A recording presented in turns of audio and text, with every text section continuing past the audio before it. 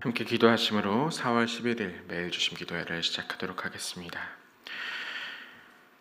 우리를 사랑하시고 우리를 돌보신 하나님, 주님 앞에 다시 한번 저희들의 마음과 영혼을 깨워 나왔습니다. 하나님께서 허락하신 이 아침과 이 하루, 주님의 뜻에 따라 살아가게 하여 주시고, 또한 주님의 뜻에 따라 약한 자들, 어려운 자들, 아픈 자들, 가난한 자들, 그 모두를 돌볼 수 있는 저희들에게 마음을 허락하여 주시옵소서. 하나님, 특별히 오늘 아침은 우리 교회에 있는 많은 환우들을 위해서 기도합니다. 그동안 정말 많은 시간들 동안 아픔으로 그리고 여러 가지 병들로 인해서 정말 많은 고통을 받고 있습니다. 지금도 각 갑상선암으로 치료로 휴직 중인 주님의 딸이 있습니다. 혈액검사 결과에 따라서 계속해서 재검진을 예정하고 있는데, 모든 치료의 과정이 잘 순탄하게 진행될 수 있도록 주께서 함께하여 주시옵소서. 하나님, 특별히 아이의 때에 마음적으로 그리고 정신적으로 어려운 상황에 있는 자녀가 있습니다. 주님께서 이 아이의 마음 가운데 함께하여 주셔서 그 안에 있는 어려움들, 그 안에 있는 그 병들을 주께서 치유하여 주시고, 이 상황을 잘 극복하여서 아이가 잘 자랄 수 있도록 주께서 함께하여 주시옵소서. 하나님, 또한 혈액암으로 이번 주 월요일부터 항암을 시작한 주님의 딸이 있습니다. 주님, 모든 항암의 과정과 그 절차들을 잘 순탄하게 진행하게 하여 주셔서 바라옵기는 5년 후에 완치를 받을 수 있도록 주께서 이 모든 과정과 치료의 상황들 가운데 함께 도와주시옵소서. 하나님, 또한 신장이식 이후에 계속해서 투석 중인 주님의 딸이 있습니다. 이 상황들이 어렵지만 계속해서 여러 가지로 걸리는 것들이 있고 건강적인 왔다 갔다 하는 그 모든 상황들이 있지만, 그 안에서도 주께서 돌보아 주셔서 이 모든 상황 중에 어렵지 않도록 함께하여 주시옵소서. 하나님, 그리고 우리 아버님들, 어머님들을 여전히 요양병원에서 기다리며 그리고 건강이 좋지 않으며 임종을 준비하고 있는 이들이 있습니다. 하나님, 우리 아버님과 어머님들의 그 마음들을 지켜주시고, 또한 그것을 기다리는 저희들의 마음 가운데 주님께서 함께하여 주셔서 하나님, 이 상황 가운데 우리가 하나님께서 부르시는 그 천국을 함께 바라보고 나아가는 시간이 될 수 있도록 주께서 이 모든 과정들을 함께해 주시고, 특별히 특별한 어려운 고통이 없도록 주께서 도와주시옵소서. 하나님, 이제 주님의 말씀 가운데로 나아갑니다. 주님께서 계속해서 주시는 그 마음과 말씀이 저희들의 삶을 지탱하게 하여 주셔서 하나님께서 함께하여 주시는 그 인도하심과 그리고 함께 걸어감이 저희에게 있게 하여 주셔서 저희들이 어디로 가든지 어느 상황에 있든지 주와 함께 걷게 하여 주시옵소서. 감사드리며 살아계신 예수 그리스도의 이름으로 기도합니다. 아멘. 네, 오늘 우리에게 주시는 하나님의 말씀은 신명기 26장 1절에서 19절의 말씀인데요. 다소 길지만 저와 여러분이 함께 번갈아 가면서 교독하시도록 하겠습니다. 내 하나님 여호와께서 내게 기업으로 주어 차지하게 하실 땅에 내가 들어가서 거기에 거주할 때에 내 하나님 여호와께서 내게 주신 땅에서 그 토지의 모든 소산의 만물을 거둔 후에 그것을 가져다가 광주리에 담고 내 하나님 여호와께서 그의 이름을 두시려고 택하신 곳으로 그것을 가지고 가서 그때에 제사장에게 나아가 그에게 이르기를 내가 오늘 당신의 하나님 여호와께 아뢰나이다. 내가 여호와께서 우리에게 주시겠다고 우리 조상들에게 맹세하신 땅에 이르렀나이다 할 것이요. 제사장은 내 손에서 그 광주리를 받아서 내 조상은 방랑하는 아람 사람으로서 애굽에 내려가 거기에서 소수로 거류하였더니 거기에서 크고 강하고 번성한 민족이 되었는데 애굽 사람이 우리를 학대하며 우리를 괴롭히며 우리에게 중노동을 시키므로 우리가 우리 조상의 하나님 여호와께 부르짖었더니 여호와께서 우리 음성을 들으시고 우리의 고통과 신고와 압제를 보시고 그래서 강한 손과 편팔과 큰 위엄과 이적과 기사로 우리를 애굽에서 인도하여 내시고 이곳으로 인도하사 이 땅 곧 젖과 꿀이 흐르는 땅을 주셨나이다. 여호와여, 이제 내가 주께서 내게 주신 토지 소산의 만물을 가져왔나이다 하고 너는 그것을 내 하나님 여호와 앞에 두고 내 하나님 여호와 앞에 경배할 것이며 내 하나님 여호와께서 너와 내 집에 주신 모든 복으로 말미암아 너는 레위인과 너희 가운데 거류하는 객과 함께 즐거워할지니라.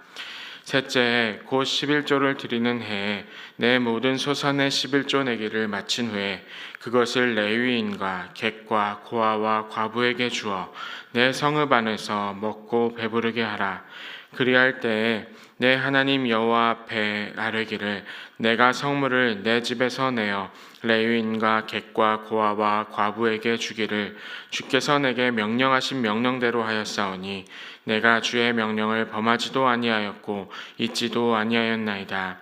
내가 애곡하는 날에 이 성물을 먹지 아니하였고 부정한 몸으로 이를 떼어두지 아니하였고 죽은 자를 위하여 이를 쓰지 아니하였고 내 하나님 여호와의 말씀을 청종하여 주께서 내게 명령하신 대로 다 행하였사오니 원하건대 주의 거룩한 처소 하늘에서 보시고 주의 백성 이스라엘에게 복을 주시며 우리 조상들에게 맹세하여 우리에게 주신 젖과 꿀이 흐르는 땅에 복을 내리소서 할지니라.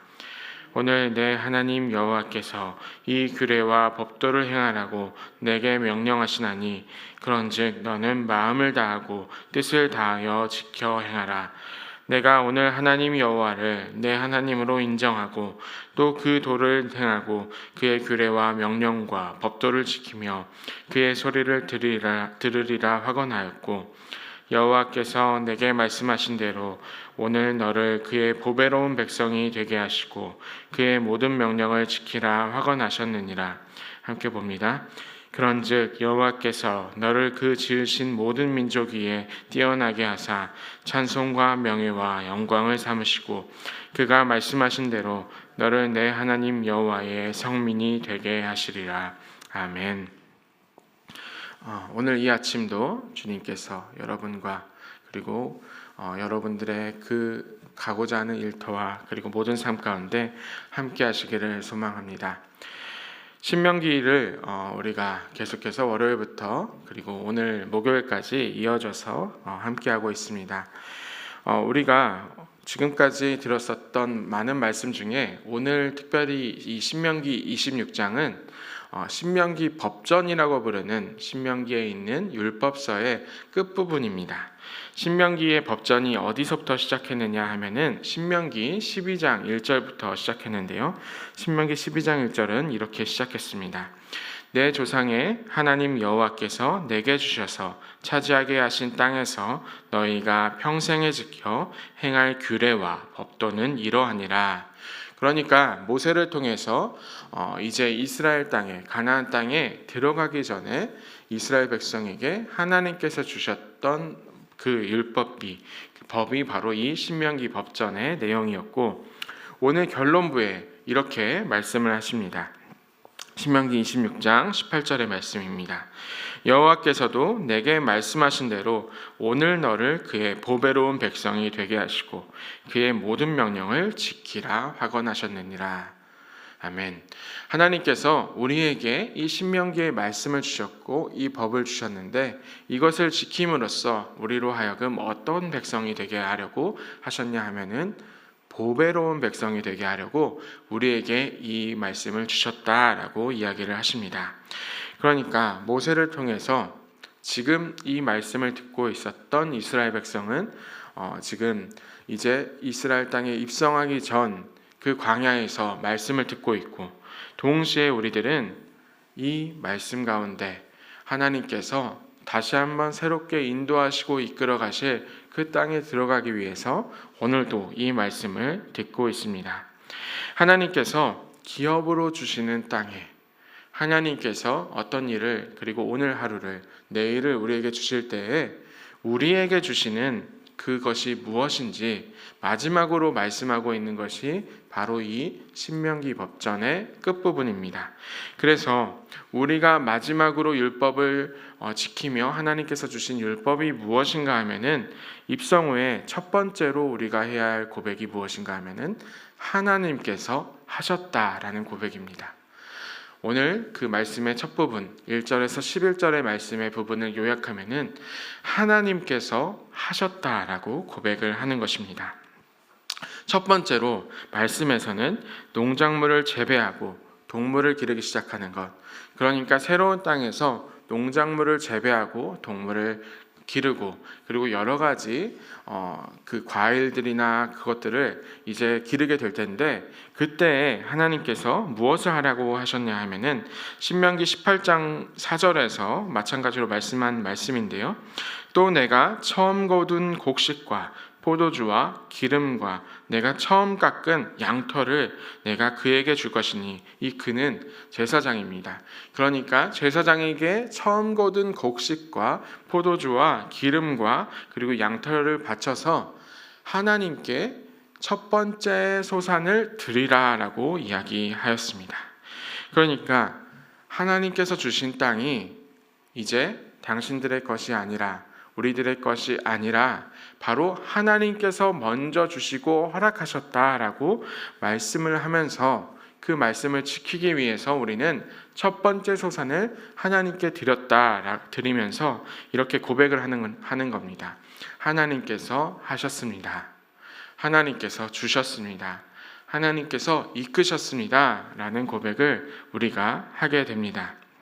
그래서 여기까지 오게 되면은 이스라엘 백성들이 이 헌물을 하나님께 드리는 모습을 상상해 보시면 좋겠습니다.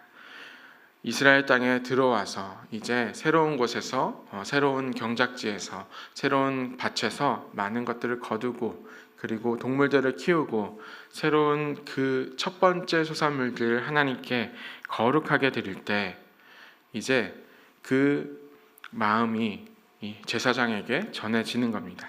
그리고 제사장은 그것을 받아들여서 이제 어떻게 하냐 하면은 하나님 앞에서 이 헌물을 잘 받아서 그 안에서 그곳 가운데 모여있는 사람들 가운데 선포를 하게 됩니다. 어떻게 선포하느냐 하면은 지금까지 방랑하던 아람 사람이었던 아브라함과 그리고 이삭과 야곱의 후손이었던 이 이스라엘 백성들을 어떻게 이끄셨는지, 우리가 애굽에 내려갔다가 나그네가 되어서 크고 번성한 민족이 되었지만 여전히 우리에게 찾아왔던 애굽의 압제와 고난과 고통 중에 그 부르짖음이 있었는데, 그 부르짖음을 하나님께서 들으셨고 하나님께서 들어주셨기 때문에 우리를 구원하시기 위해서 출애굽 시켜주셨고, 출애굽해 주셔서 우리는 지금까지 바로 이 땅까지 하나님의 인도하심에 따라서 왔습니다 라는 고백의 말씀을 이 제사장의 입을 통해서 하게 되는 것입니다. 그러니까 마침내 이스라엘 백성이 그 땅에서, 그곳 가운데서 하고 있는 것이 무엇인가 하면은 바로 하나님께 자신의 첫 번째를 드리고, 제사장은 그것을 받아서 하나님께 감사의 말씀을 전하고, 이것이 어떤 모습입니까? 바로 하나님께 예배하는 것입니다. 그러니까 하나님께 드리는 예배, 하나님께서 하셨다라는 고백이 될 때에 바로 하나님이 받으시는 예배가 되고, 하나님께서 하셨다라는 고백이 우리의 삶에서 흘러나갈 때 바로 그것이 하나님을 향한 예배가 된다라고 할 수 있겠습니다. 그 예배의 모습이 어떠한지 오늘 말씀 10절과 11절의 말씀입니다. 여호와여, 이제 내가 주께서 내게 주신 토지소산의 만물을 가져왔나이다 하고, 너는 그것을 내 하나님 여호와 앞에 두고 내 하나님 여호와 앞에 경배할 것이며, 내 하나님 여호와께서 너와 내 집에 주신 모든 복으로 말미암아 너는 레위인과 너희 가운데에 거류하는 객과 함께 즐거워할지니라. 즐거워할지니라. 즐거워할지니라. 우리에게 허락하신 이 땅에서 우리에게 허락하신 그것들을 하나님께 드릴 때에 우리에게 어떤 일이 벌어진다고요? 하나님께서 우리에게 즐거움을 허락하시고 레위인과 객과, 그리고 여기에는 언급되어 있지 않지만 우리가 신명기의 말씀을 통해서 계속해서 알 수 있는 고아와 과부와 나그네까지 모두가 서로 함께 기뻐할 그 날이 우리에게 허락될 것이다 라고 말씀해 주고 계십니다. 여러분은 혹시 평생에 걸쳐서 기억이 나는 예배가 있으십니까? 전 여러 가지 예배들이 있었지만 최근에 가장 기억나는 예배 중에 하나가 무엇이었냐 하면은 제가 이제 높은 토덕서교회에 왔었던 2020년에 있었던 부활절 예배였습니다. 그때 부서자 사역자로 부임을 해서 사역을 한 지 얼마 되지 않았는데, 그때 어떤 일이 있었냐 하면은 코로나가 본격적으로 시작이 되었고 예배당에 많은 이들이 출입할 수 없었고 모두가 떨어져서 성찬을 이제 온라인으로 했어야 했고 여러 가지 상황들을 온라인으로 해야만 했었습니다. 물론 올해의 부활절도 정말 좋았지만 그때의 그 예배당이 텅 비어 있었던 모습이 저는 생각이 납니다. 혹시 궁금하시다면 유튜브를 통해서 찾아보면 좋겠는데요. 그때 정말 텅 빈 예배당 가운데 어떤 것을 해야 할지 많은 것들이 막막하고 어려웠던 시간들이었습니다. 그때 우리는 여러 가지 특송들이나 선포되는 말씀들이나 극이나 상황들을 계속해서 준비했었는데, 그 여러 가지들을 꽉꽉 채워서라도 이렇게 예배를 만들면서 들었던 생각이 무엇이었냐 하면은 하나님께서 하시지 않으면 이 예배가 이루어질 수 없겠구나라는 마음이 들었습니다. 그 상황 중에 우리에게 주셨던 마음이 무엇이었냐면은 바로 하나님께서 하시지 않으면 우리가 예배를 드릴 수 없고, 하나님께서 인도하시지 않으면 우리가 지금 이 예배를 계속해서 할 수 없다는 마음이 들 때에 하나님께서 계속해서 우리를 인도하시고 예배할 수 있도록 하시고 있구나, 하고 계시구나 라는 마음을 갖게 되었습니다.